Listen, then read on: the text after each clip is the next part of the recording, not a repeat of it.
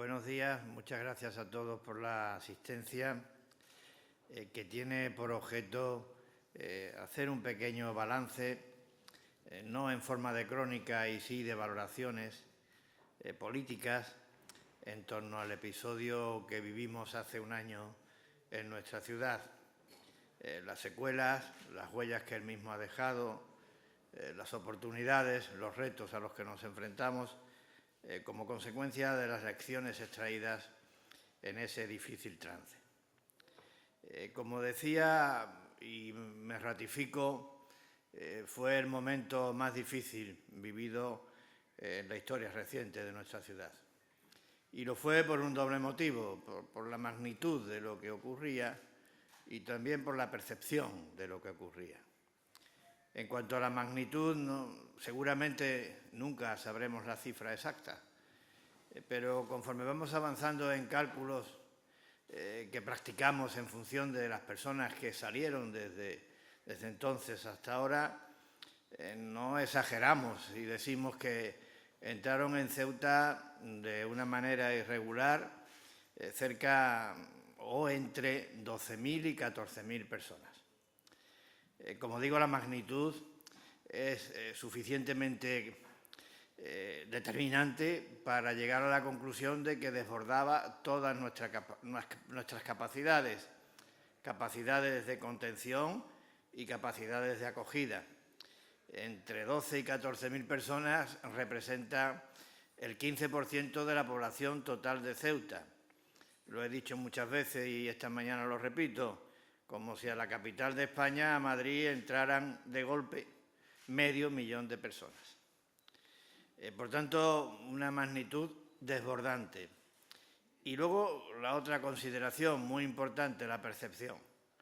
La percepción que tenían los ceutíes, que teníamos los ceutíes, además de una manera plenamente justificada, era que no se trataba de un incidente migratorio y fronterizo como los vividos con anterioridad, que esta vez estaba claro que lo que se intentaba era desestabilizar Ceuta, poner en jaque nuestra integridad como medio para presionar a España.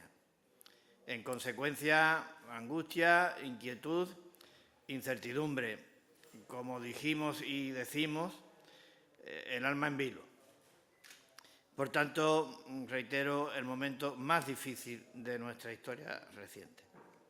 Se decidió que esa situación, como digo, extraordinariamente difícil, debía de resolverse a través de la acción disuasoria y mediante el uso de la diplomacia. Y creo que fue un acierto tomar esa decisión de emplear la acción disuasoria y el uso de la diplomacia. Y creo que fue un acierto porque ya en la mañana del día 18 se cortó la entrada de más personas y en esa misma mañana empezaron a retornar a su país una buena parte de los que habían accedido a España de manera irregular. Fue un trauma, como digo, inolvidable. Y todo trauma tiene también la cualidad, si se me permite la expresión, de poner de relieve, de sacar a la superficie las debilidades, pero también las fortalezas. Yo me voy a detener en las fortalezas porque creo que son importantes de cara al futuro de Ceuta. Y entre esas fortalezas está la constatación, a través de la presencia in situ del presidente del Gobierno de la Nación y de sus declaraciones, la constatación, como digo, de que la defensa de nuestra soberanía, de nuestra integridad, de la irrenunciable españolidad de Ceuta, están garantizadas por el ordenamiento constitucional y por el Estado, cualquiera que sea el color político del Gobierno de la Nación. En la segunda fortaleza, la constatación de que el sentimiento de pertenencia a España es compartido por todos los ceutíes, recen como recen y se llamen como se llamen. La tercera constatación, que Ceuta es Europa. respondieron las instancias europeas, respondieron los organismos de la Unión Europea, poniendo de manifiesto de manera también taxativa y clara que la frontera del Tarajal es la frontera de Europa. Poniendo de manifiesto de manera taxativa y clara que la Unión Europea quiere y desea unas buenas relaciones con Marruecos, pero que estas buenas relaciones con Marruecos tienen que estar basadas en el respeto, empezando el respeto por respetar las fronteras de los Estados miembros, que es tanto como decir la integridad territorial de los Estados miembros de la Unión Europea. Y la cuarta constatación, que creo que también constituye una fortaleza, es la reacción que tuvo esta asamblea. Esta asamblea, compuesta por distintos grupos políticos, con profundas diferencias en lo político, demostró que en un momento en el que se estaba poniendo en jaque nuestra integridad territorial, en un momento absolutamente crítico, en un instante crucial, todos los grupos de la Asamblea, con una sola excepción, apostamos por la unidad, la lealtad institucional, la responsabilidad y el sentido de Estado. Y creo, insisto, que eso también es una fortaleza. 4 fortalezas que creo que son claves para generar confianza. Y la confianza es una condición indispensable para que Ceuta pueda alumbrar un porvenir de prosperidad, de estabilidad, de seguridad y de cohesión social. El porvenir que Ceuta y los ceutíes merecen. Por tanto, creo conveniente destacarlo. Y además el trauma también fue útil para revelar determinados comportamientos ejemplares. Y permítanme que me detenga en 2. Uno, el que dio el pueblo de Ceuta. El pueblo de Ceuta compareció ante el resto de España y del mundo como una sociedad que se caracteriza por la entereza, por la madurez, por la serenidad, por la calma, aun teniendo el alma en vilo. Y el segundo comportamiento que me parece ejemplar, el que tuvieron nuestros policías, nuestros guardias civiles, nuestros militares y el personal de emergencias y de protección civil. Un comportamiento ejemplar desde el punto de vista del sentido del deber, de la vocación de servicio y de la actitud humanitaria. Cumplieron su misión de manera ejemplar y en esa ejemplaridad subrayo y acentúo salvar vidas. Salvaron muchas vidas. Los testimonios gráficos que así lo acreditan, conmovedores por otra parte, dieron la vuelta al mundo. Unos testimonios gráficos que nunca vamos a olvidar y del que nos sentimos orgullosos todos los ceutíes. Por tanto, creo que son conclusiones del episodio de mayo que no debemos olvidar. Se paró el golpe, es un hecho innegable, pero también es innegable que quedaron secuelas. En los primeros días de junio, de las personas que entraron, todavía permanecían en Ceuta cerca de 5.000 personas, entre adultos y menores no acompañados, basándome igualmente en los cálculos que estamos realizando. Esas 5.000 personas quedaron en Ceuta en unas condiciones de absoluta precariedad. Y debo decir y reconocer públicamente que la respuesta de los servicios de emergencia, de protección civil, de otras áreas de la ciudad y también de las entidades sociales fue verdaderamente admirable. Un esfuerzo titánico para atender un triple objetivo. El primero de ellos, habilitar en un tiempo récord y con muy escasas capacidades, muy limitadas capacidades, recursos extraordinarios para la manutención, para el alojamiento, para la asistencia sanitaria en un momento de pandemia de estas personas. En segundo lugar, para levantar los asentamientos que estaban repartidos por toda la geografía de Ceuta. Conviene recordar el dato: se levantaron más de 550 asentamientos. Y, en tercer lugar, también para reforzar aquellos servicios comunitarios que estaban afectados por esta situación de verdadera emergencia humanitaria y de absoluta excepcionalidad. La limpieza, las playas, la seguridad y otros muchos servicios. Pero tampoco la gestión de la ciudad era suficiente para volver a la normalidad. También en este caso se exigía una estrecha colaboración con el Gobierno de la Nación, con la Administración General del Estado, quien dispone de los medios necesarios para procurar que Ceuta volviera a la normalidad. Y por parte del Gobierno de la Nación y por parte de la Administración General del Estado se activaron los mecanismos legales que hicieran posible esta vuelta a la normalidad. Se llevó a cabo con la debida prudencia, sin estridencias, se llevó a cabo sin llamar la atención, pero lo cierto es que a día de hoy podemos decir que ha salido de Ceuta la práctica totalidad de los adultos que de manera masiva e irregular llegaron en el mes de mayo pasado, y, en cuanto a los menores, más del 90% de los menores que aquellos días llegaron.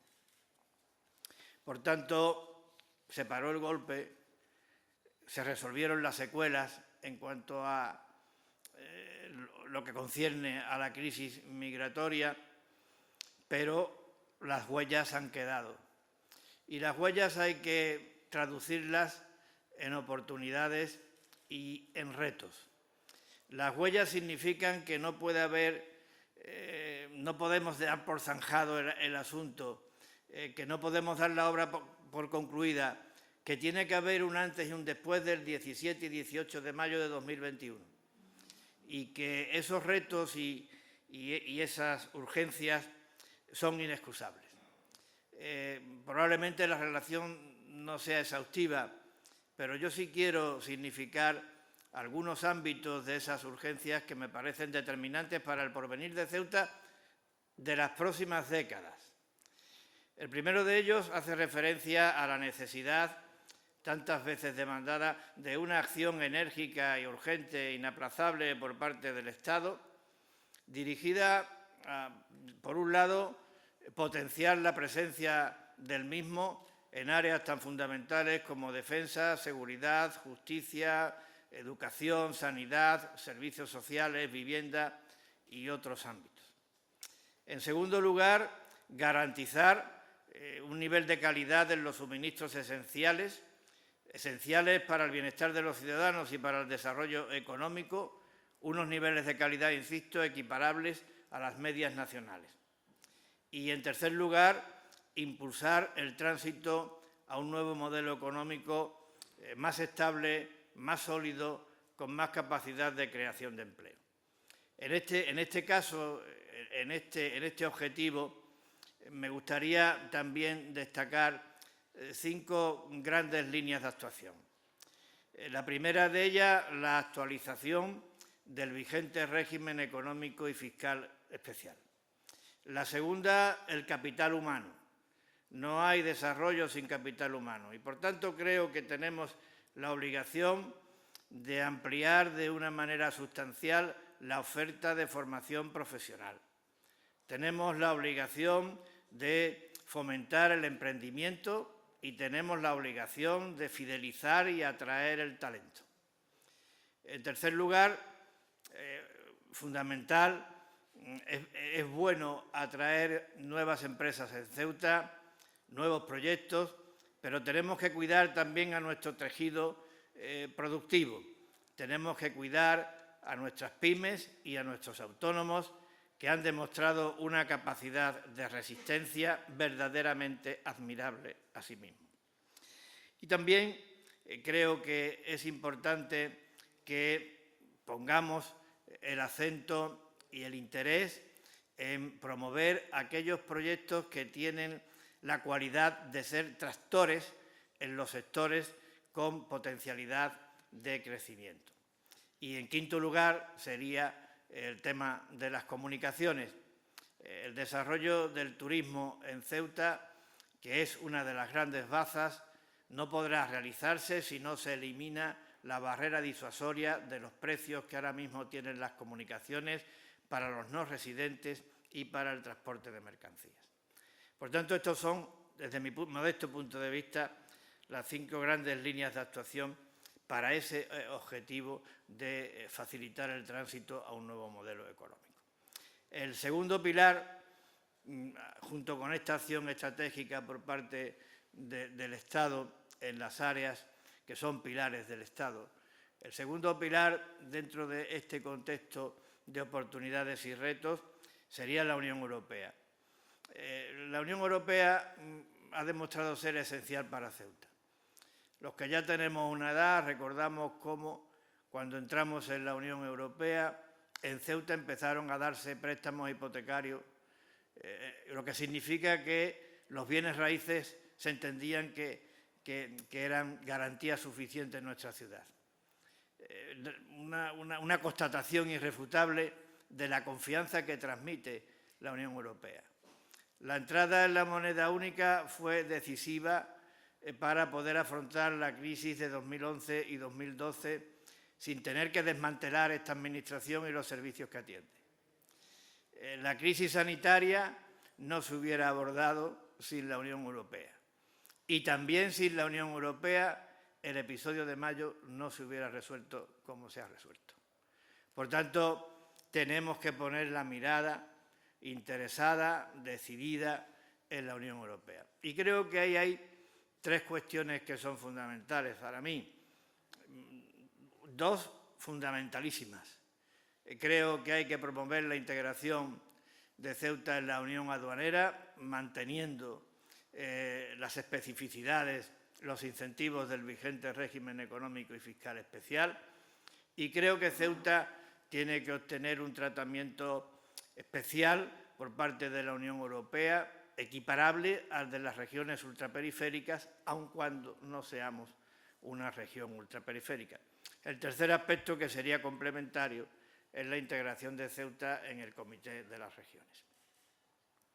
Y el tercer gran ámbito estratégico, la frontera.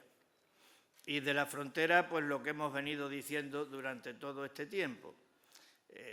Dotación, es decir, una frontera dotada conforme a su carácter de frontera europea, dotada en medios, en infraestructuras. Cuando hablo de medios me refiero a personales, materiales, tecnológicos, y normalizada también en su condición europea, lo que significa que las personas que tengan que acceder a Ceuta y que no sean ciudadanos de la Unión Europea lo tengan que hacer con el correspondiente visado. Esto además tiene una consecuencia positiva en la agilidad en el funcionamiento de la frontera, en su operatividad, reduce la presión y mejora y facilita a todo el mundo, a quien transita por la misma y también al turismo. Y la segunda clave de la normalización, el establecimiento de la aduana comercial. Una aduana comercial que será válida para normalizar las expediciones comerciales y también para contemplar el deseable régimen de viajeros. Por tanto, otro aspecto más al servicio del bienestar de los ciudadanos y del desarrollo. En consecuencia, más España, más Europa y buenas relaciones con el país vecino. Estas son las claves, a mi modo de ver, del futuro de Ceuta. Y todo lo que he dicho, en mi modesta opinión, debe de traducirse también en un gran acuerdo. Debe de traducirse en un gran acuerdo político, institucional y social. Debe de traducirse en un gran pacto a favor de Ceuta y del futuro de Ceuta, que es tanto como decir en un gran pacto a favor de España. Yo creo que esta tiene que ser la tarea de todos, de manera urgente, de manera inmediata y de manera absolutamente inexcusable. Esta tiene que ser la tarea y la prioridad de todos y Les aseguro que esta va a ser la tarea y la prioridad del Gobierno de la ciudad. Muchas gracias.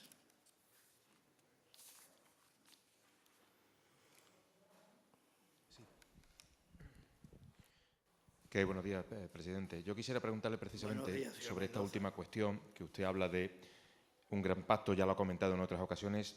¿El planteamiento es conseguir ese gran pacto antes de celebrarse elecciones locales dentro justo de un año? Es que no puede ser de otra manera. Es decir, yo creo que todo lo que yo he planteado desde la perspectiva del denominado plan estratégico por parte del Estado, resolver estas cuestiones en la Unión en la Unión Europea y el tema de la normalización de la frontera son cuestiones que están encima de la mesa. Yo no me plantearía como objetivo, como horizonte temporal antes de las elecciones, yo me plantearía antes de que termine este año. Es decir, yo creo que antes de final de año estas cosas deben de estar resueltas. Y antes de que finalice este año, por tanto, marcada la pauta de puesta en marcha de todas y cada una de estas actuaciones. Yo creo que la labor de diagnóstico ya se ha hecho. Yo creo que cada uno tiene fijadas sus posiciones al respecto.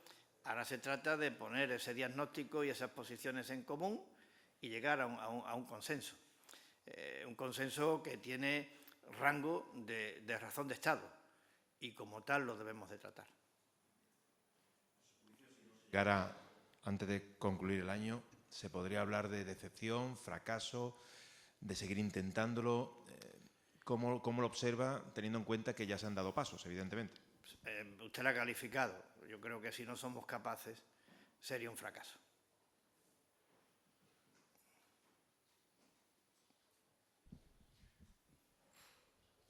Sí, buenos días, presidente. Buenos días. A las 12 de la noche de ayer se abrió la frontera. ¿Qué noticias han llegado del primer día de funcionamiento de la misma? Han pasado más de 3.000 personas para allá, para Marruecos. ¿Qué noticias tiene? Porque, bueno, alude a que esté bien dotada. Ayer Feijóo decía que se había abierto con muchas carencias. ¿Qué nos puede decir de estas primeras horas de apertura? Pues yo creo que está funcionando la cosa bien. Sinceramente, creo que se está produciendo el tránsito de manera controlada y de manera ordenada. Y lo que el señor Feijóo vino a decir, y creo que todo el mundo lo comparte, que hace falta pues, que este proceso conducente a la normalización venga acompañado también hasta llegar a esa normalización de la dotación de las infraestructuras y de los medios adecuados.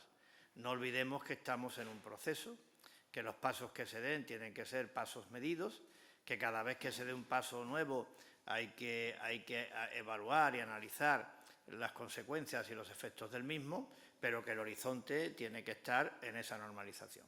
Y la normalización es una dotación adecuada en infraestructuras y en medios y una regulación acorde con nuestra condición de frontera europea, que determina la exigencia de visado para los ciudadanos que no sean miembros de la Unión Europea, que no sean ciudadanos no pertenezcan a la Unión Europea, que, insisto, poniendo los mecanismos para que tanto el otorgamiento del visado sea algo ágil, operativo y que permita un tránsito fluido, y por otra parte la normalización del ámbito comercial, tanto en expediciones comerciales como en el régimen de viajeros, lo que se lograría mediante el establecimiento de la aduana comercial. Buenos días, presidente. Buenos días. El tema de los visados de la excepción al Tratado Schengen, evidentemente es una decisión que tiene que tomar la Unión Europea, es una decisión europea. Por ahora hay un decreto del Ministerio del Interior hasta el 15 de junio donde sí se pide ese visado para entrar en Ceuta y en Melilla. ¿El objetivo es solucionar la situación o conseguir una respuesta antes de que finalice ese decreto, con la posibilidad evidentemente de que se prorrogue? Bueno, yo no quiero establecer plazos determinados porque ahora mismo todos sabemos cuál es el horizonte temporal que tiene esta orden. Esta orden es transitoria y excepcional, está basada en razones sanitarias y de orden público. Esto no puede ser permanente. Evidentemente, los pasos que se den tienen que ir en base a ese objetivo que yo he planteado. Las cuestiones técnicas creo que tenemos que tratarlas con el Ministerio de Asuntos Exteriores y con el Ministerio del Interior. Sería, yo creo, una temeridad por mi parte que me pusiera yo a hacer consideraciones de índole técnico-jurídico. Creo que tengo que ser respetuoso. El objetivo político es el que he dicho y creo que eso se puede lograr perfectamente. Y las noticias que teníamos nosotros en un principio es que lo puede decidir España, que no es una cuestión que dependa de la Unión Europea. Evidentemente sí creo que es una cuestión que tiene que resolverse tratándola con el país vecino, porque si también algo nos ha demostrado la experiencia es que si hay colaboración entre las autoridades de nuestro país, España, y las autoridades del país vecino, las cosas funcionan mejor. Esto es evidente. Por tanto, una normalización clara, europea, y la colaboración de las autoridades del país vecino para llevarla a cabo. Ahora mismo estamos en un proceso transitorio y el final, pues el desenlace tiene que ser, desde mi punto de vista, el que le he dicho.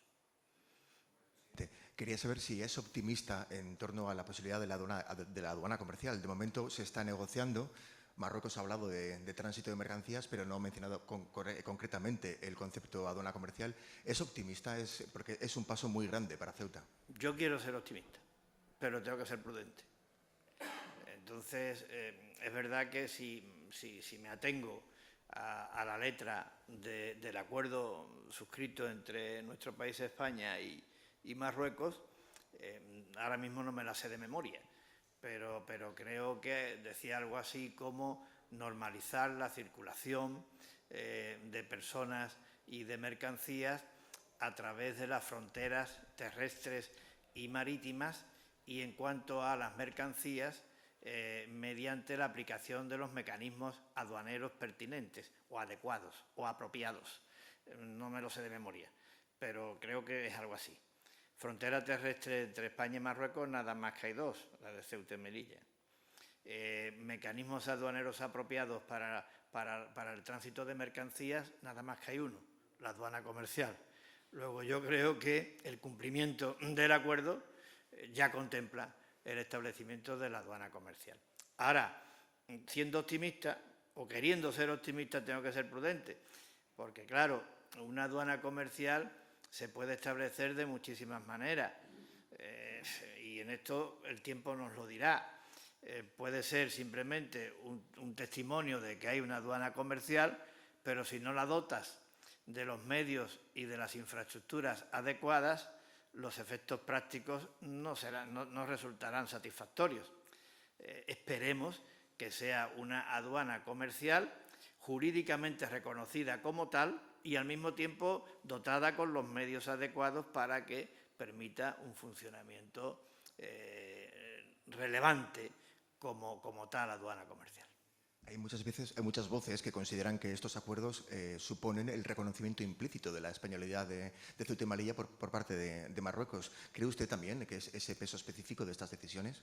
Yo le he dicho antes en mi intervención de apertura, soy de Ceuta, tengo muchos años, de Marruecos he oído siempre lo mismo, pero a mí lo que me ha transmitido confianza y me la sigue transmitiendo es la seguridad que tengo en que Ceuta no será nunca abandonada por el resto de España.